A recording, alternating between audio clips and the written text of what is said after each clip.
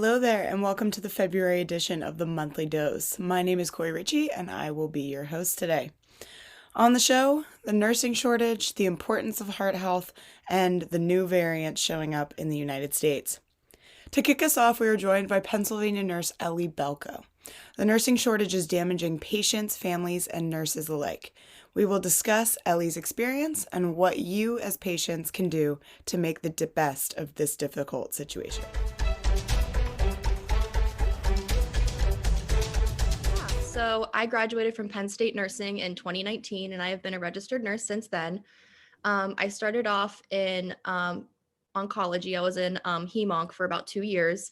So I took care of the sickest of the sick, hem-onc patients. From there, I decided to go casual, which means super part-time.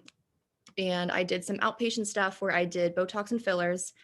And then I did that for a little less than a year and then just got into local travel nursing. So I'm sure everyone's familiar with travel nursing. You pick up assignments at different hospitals and you do either 8 or 13 weeks of a contract, and you basically just work as a bedside nurse for that hospital under an agency. So I've been doing that since August. I mostly work on a med-surg floor now because that's where the most need is.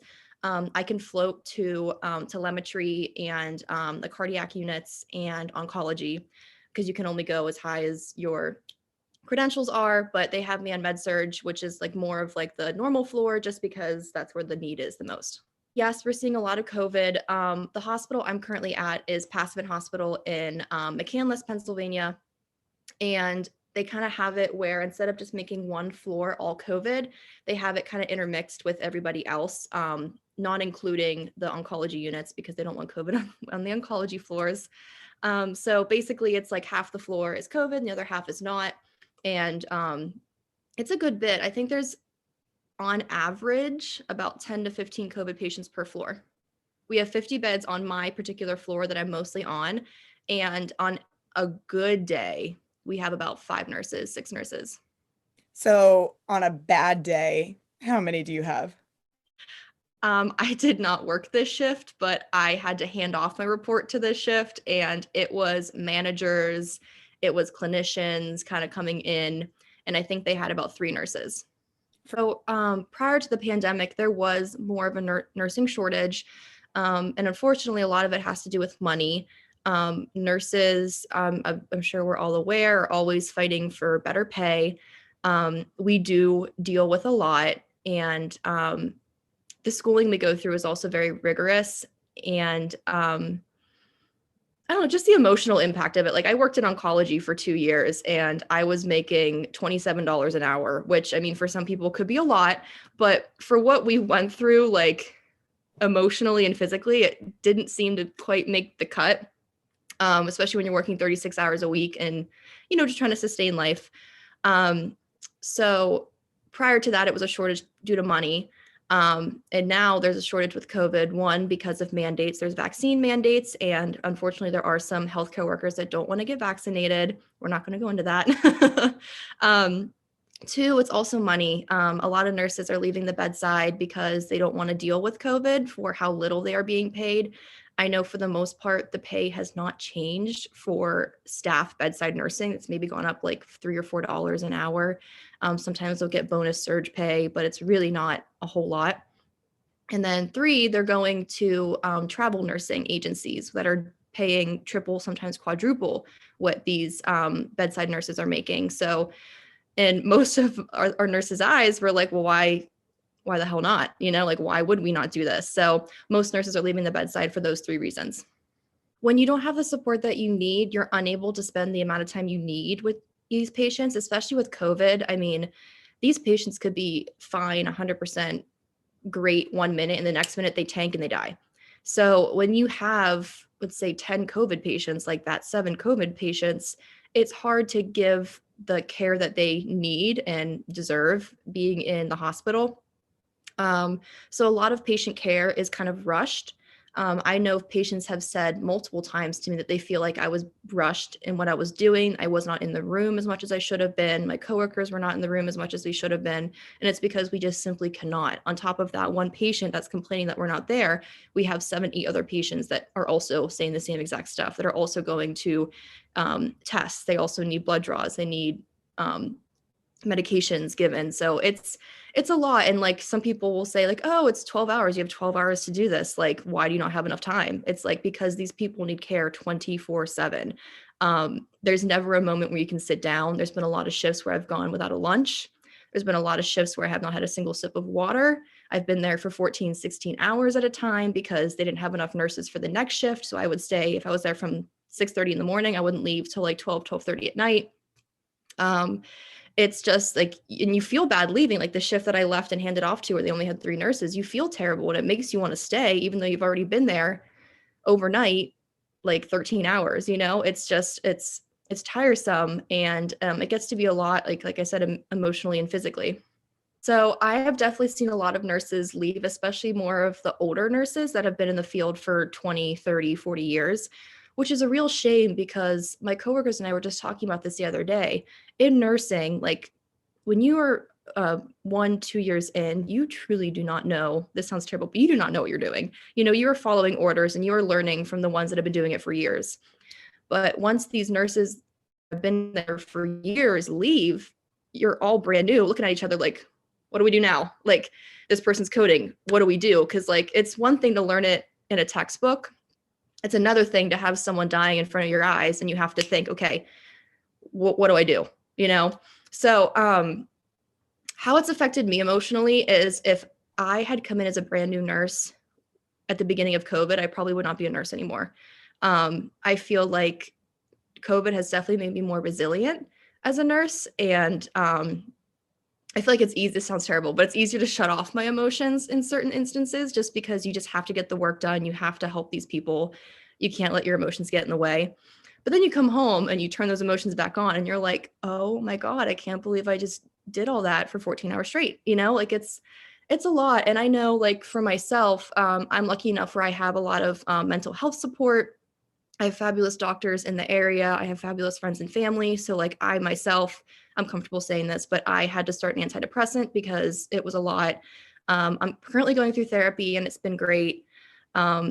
And it's been working for me. But then you hear about other stories where it's not helpful, or you have healthcare workers that don't have the means of getting mental health help. I mean, one, because if they're a staff nurse, they don't get paid a lot to begin with. And two, they just don't have time.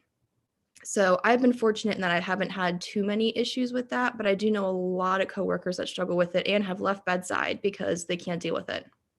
I think it's worth it for those staff nurses because it's better than what they're getting paid, like the $30 an hour. I think they would get like time and a half, which is a good bit, but compared to what the travel nurses are making is not even scraping the surface.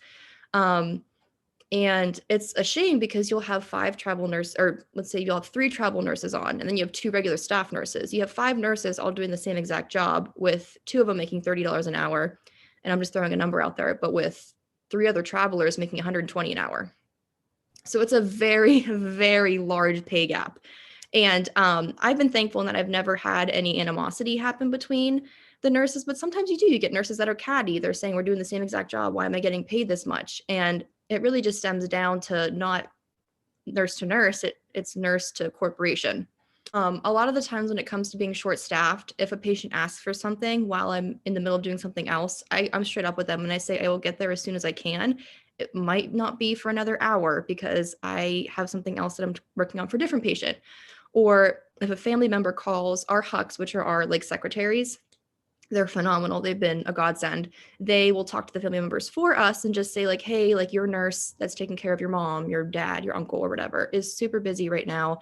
I don't know if she's going to get back to you and for the next like hour at least. Is there something that I can answer, or can I take your number so that I can call them back? So it's just been a lot of like miscommunication and lack of communication just because we're so busy, and we're supposed to be the ones that are like the liaisons between not only patient to physician, but then physician to family members. And we're kind of losing that because we're so busy doing other tasks. If you are in the hospital, just be nice, be kind. Not every patient is rude, obviously, but we do have a lot of very, very mean patients that don't understand how understaffed we are, including family members. I've had multiple family members scream at me over the phone because I have not been able to get back to their call for 2 hours.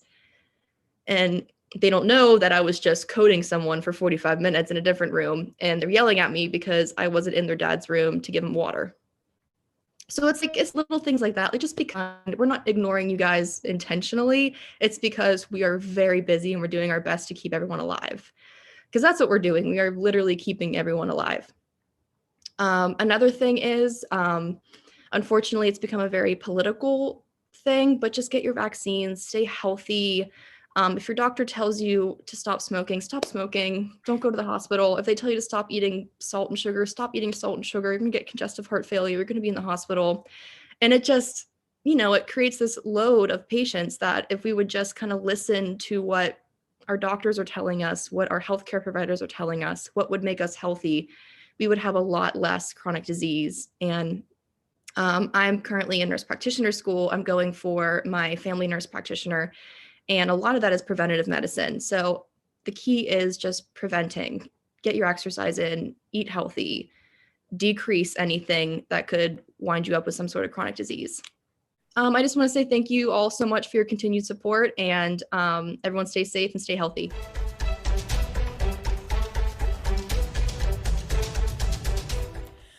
As we slowly crest the hill of the peak of the Omicron variant, another sibling variant has popped up alongside her. Omicron BA.2, as scientists are calling it, has veered its head in several countries thus far, and has finally made its way to the United States. Cases have been detected in California, Texas, and Washington state. Though this new variant may have a slightly higher transmission rate, there is not a ton more that separate BA.2 from the Omicron we know. It is equally as dangerous, but both versions still have a smaller risk of severe illness than their predecessor, Delta. As of now, scientists remain confident that the COVID vaccinations and boosters will continue to provide sufficient protection against this new variant.